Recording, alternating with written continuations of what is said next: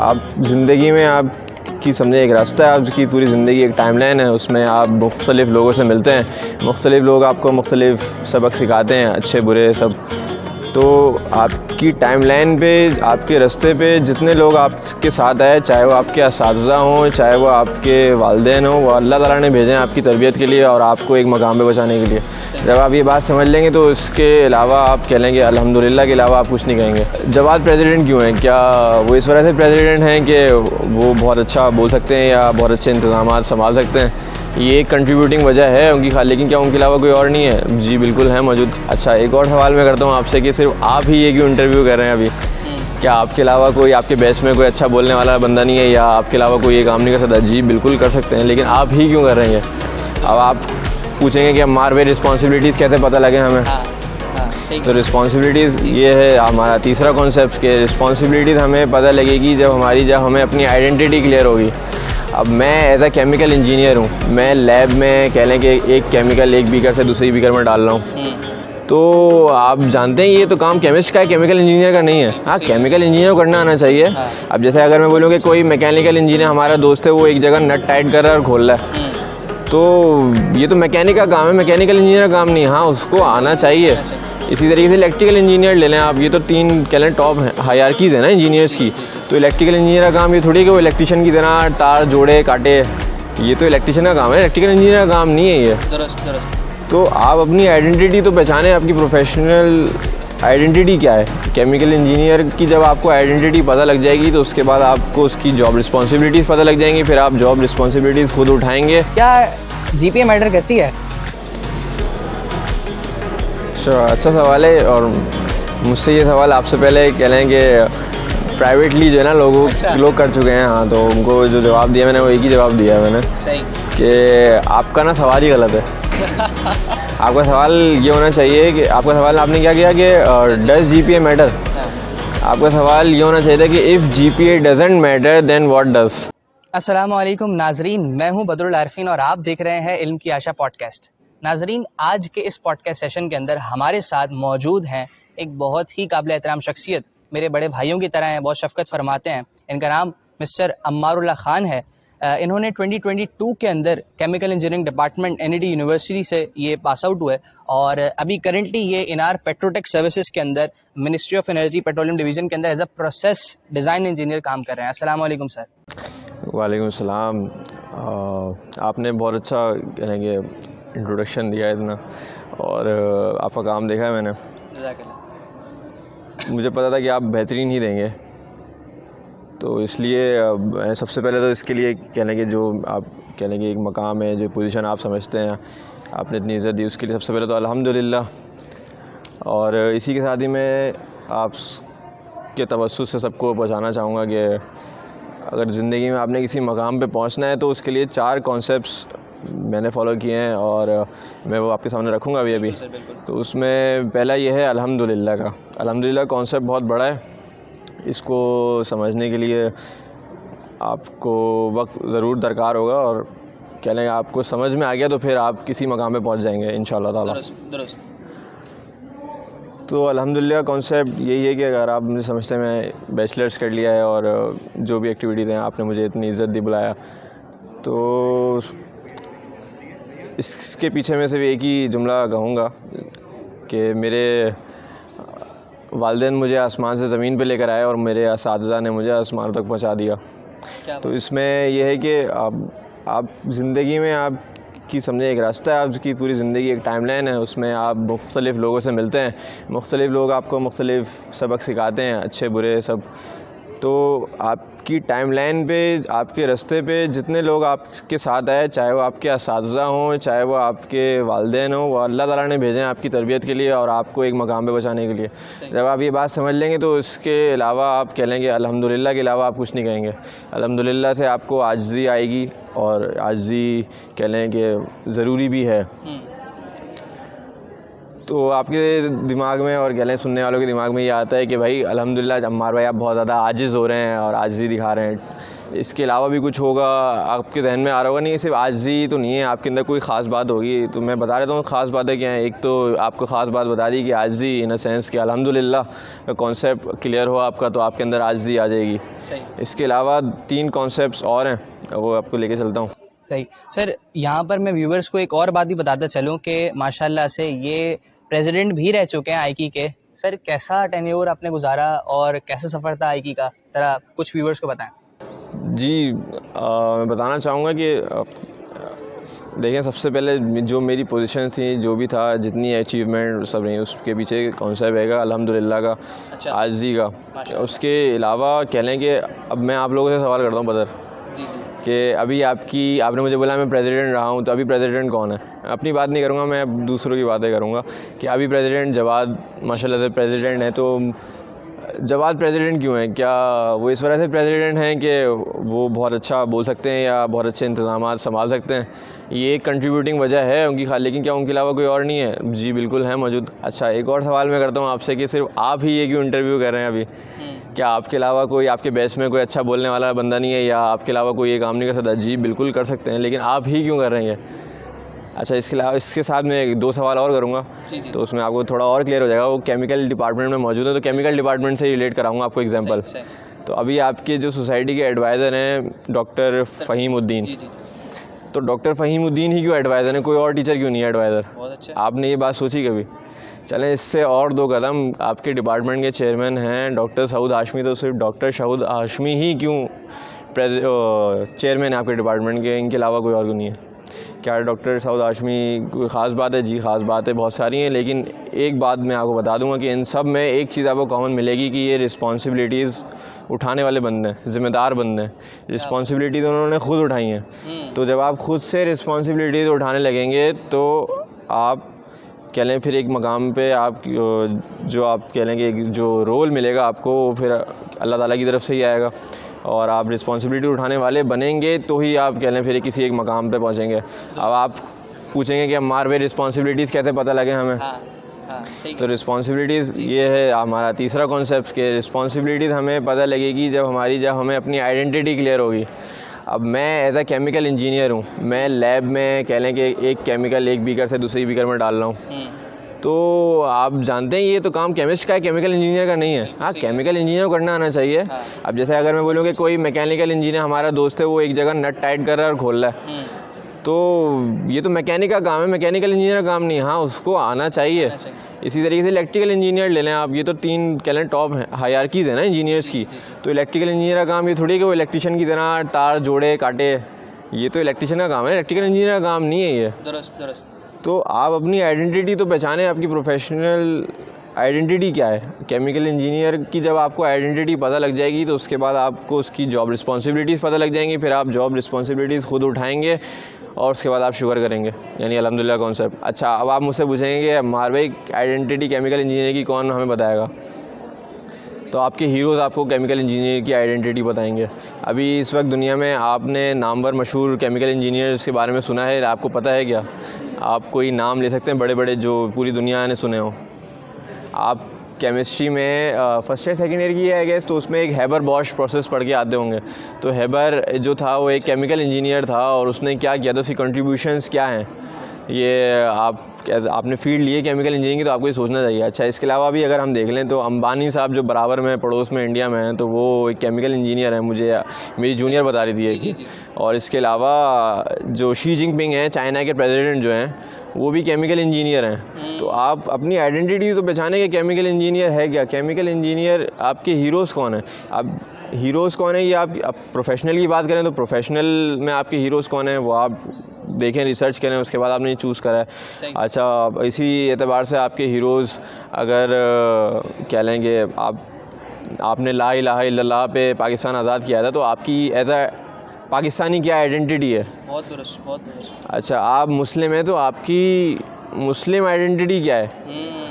आप अपने आप को पहचानें। तो अगर आप पहचान लेंगे आइडेंटिटी, आपकी मुस्लिम आइडेंटिटी क्या है, तो आप कह लें कि इस्लामिक रिस्पॉन्सिबिलिटी जो आप पे आती हैं आप वो उठा लेंगे और उठाने के लिए तैयार हो जाएंगे। और उसके बाद फिर कह लें आप तो ये 4 कॉन्सेप्ट्स हैं कि आपके, एक तो ये कि आपने हीरोज़ अपने कौन से चुनने हैं। सही। हीरोज़ आपको पता होंगे, अब इस्लाम में हमें पता है आप सल्लल्लाहु अलैहि वसल्लम की 11 बीवियाँ थी, लेकिन और वो 11 उम्मत की माएँ हैं, लेकिन हमें उन 11 के नाम भी नहीं आते।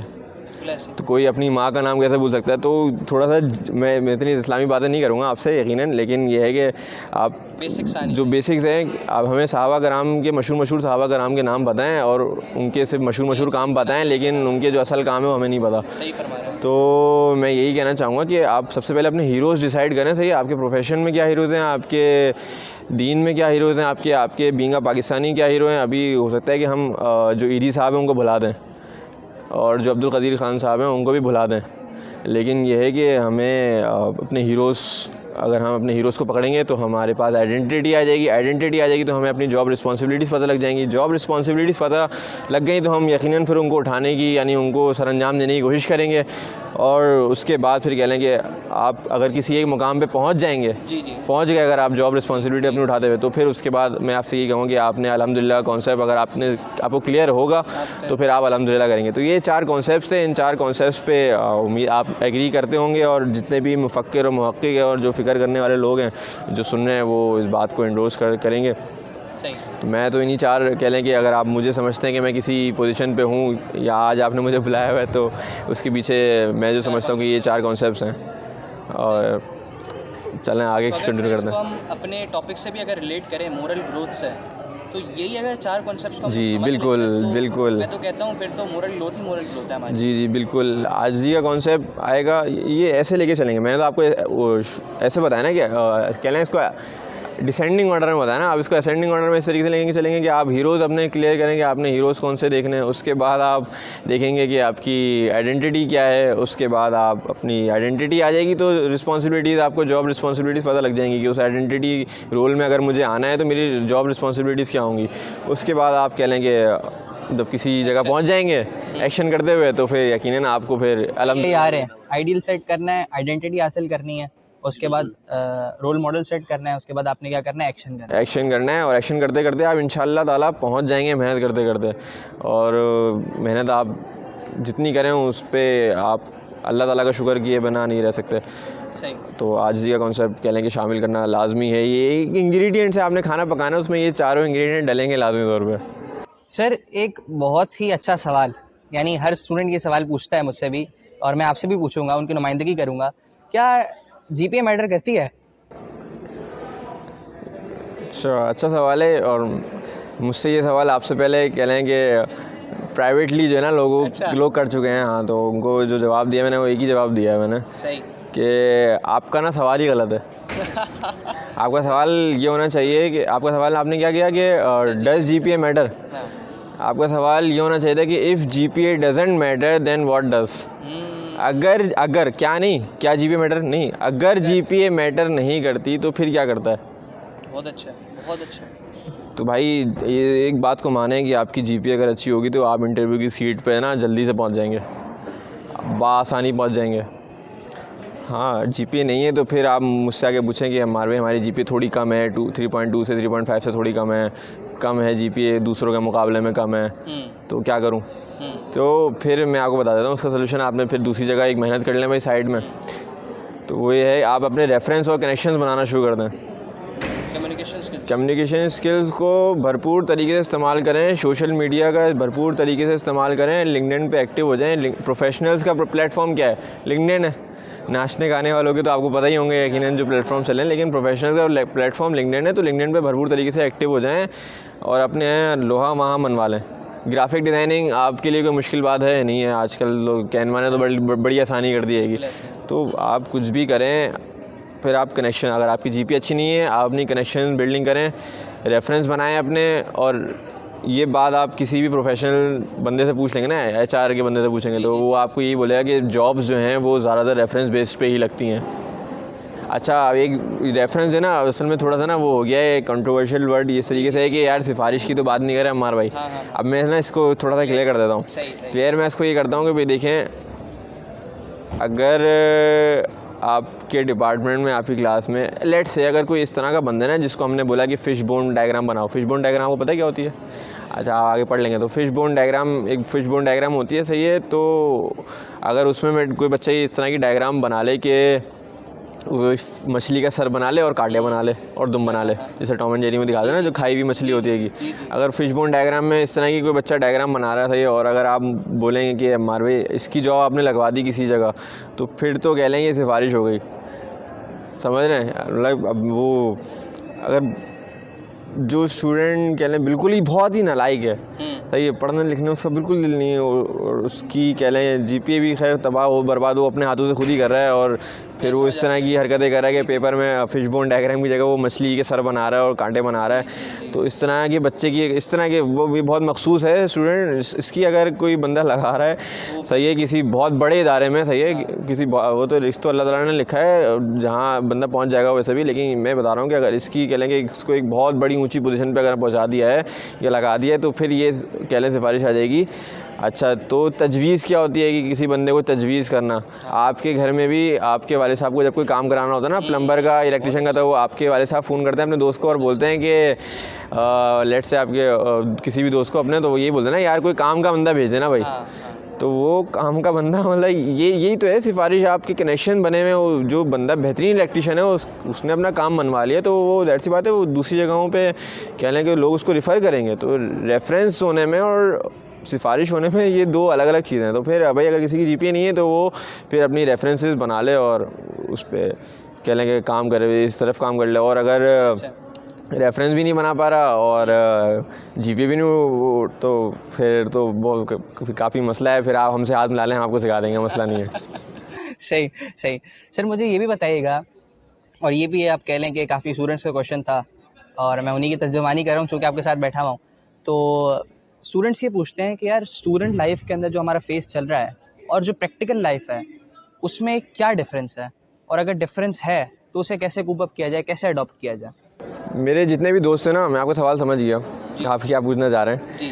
तो मेरे जितने भी दोस्त थे वो, मेरा तो खैर सबसे दोस्ती थी, तो जो बहुत ज़्यादा कह लेंगे जिनकी स्ट्रॉन्ग फैमिली बैकग्राउंड था ना, जो अपने बच्चों को कह लेंगे कोई काम करने नहीं देते और मतलब नहीं तुम ट्यूशन नहीं पढ़ाओ, तुम सिर्फ पढ़ाई पे फोकस करो, तो इस तरह के जो बच्चे होते हैं जी। तो ये जब प्रोफेशनल लाइफ में जाते हैं ना जब, तो वो फिर ना 12 घंटे की शिफ्टों से 8 घंटे की शिफ्टों से फिर शिफ्ट कभी डबल करनी है या ट्रिपल करनी है या शट डाउन चल रहा है तो कह लें महीने महीने आपको वहीं पर ही रहना है, प्लांट पे रहना है। तो फिर उसमें ना वो बच्चे कह लें कि फिर बहुत रोते हैं, बहुत डिप्रेशन का शिकार भी हो जाते हैं। मैं ये नहीं कह रहा कि वो कह लें कि जॉब छोड़े घर पे बैठ जाते हैं, मैं ये कह रहा हूँ कि फिर उनके लिए कह लें कि वो शुरू का जो पीरियड होता है वो बहुत मुश्किल से गुजरता है, फिर यकीनन उनको आदत हो जाती है। सही। तो मैं आपसे ये कहूँगा कि अभी जो आपके डिपार्टमेंट में, आपके बैच में जो बच्चा कह लें जो सुबह से 7 बजे से निकला हुआ है अपने घर से, यूनिवर्सिटी आया हुआ है, 8 बजे यूनिवर्सिटी लग जाती है आपकी, 8:30 बजे, तो वो यूनिवर्सिटी आया हुआ है, फिर उसके बाद वो यूनिवर्सिटी में क्लासेस लेने के बाद जाता है, ट्यूशन्स पढ़ाता है। अब वो 2 पढ़ाता है, 3 पढ़ाता है, मैंने 3 ट्यूशन्स पढ़ाई हैं, सही है। तो वो कह लेंगे फिर रात के 8 बजे या 7 बजे, यानी वो 12 घंटे घर से बाहर होता है। तो इस तरह की अगर आपकी ट्रेनिंग हुई हुई है ना शुरू से जी, तो फिर तो कह लें कि आप काम कर लेंगे और आप फील्ड में चल जाएंगे, क्योंकि केमिकल इंजीनियरिंग की जो जॉब्स होती हैं वो बहुत टफ़ होती हैं। और जैसे मैंने बताया कि टफ़ रोल्स भी होते हैं, ऑपरेशंस में ज़्यादातर टफ़ रोल्स होते हैं आपके, और 12 घंटे की शिफ्टें तो कुछ भी नहीं है, नॉर्मल सी बात है।